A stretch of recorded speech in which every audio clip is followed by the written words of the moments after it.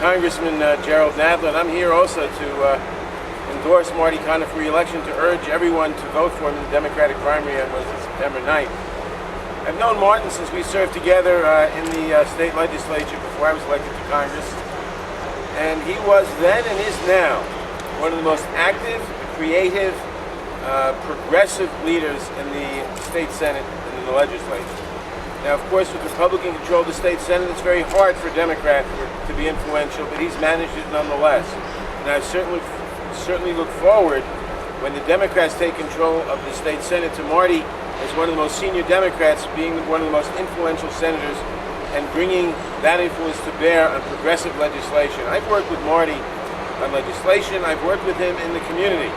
In particular, I want to mention, and let me say that he's been a leader on issues such as tenants' rights and gay and lesbian and transgender and bisexual people's rights and equality, women's equality, all these different issues. Marty's been a leader over the years.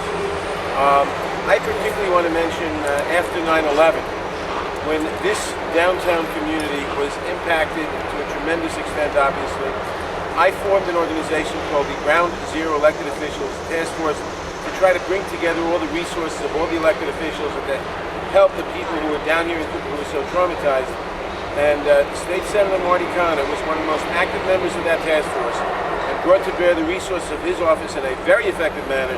So we were able to help, for example, when the mayor's office and the governor's office were quite properly concerned with rescuing people who might still be alive and cleaning up and recovery.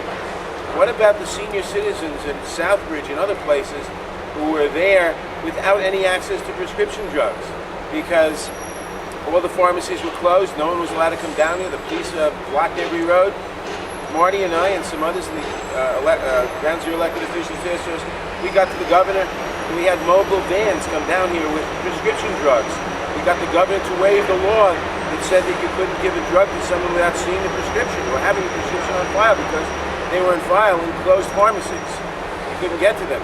So I've seen Marty Connor over the years, and in particular in that area, in that time of crisis, be a very effective community leader, a very effective state legislator, a very effective senator, and someone we need for the future.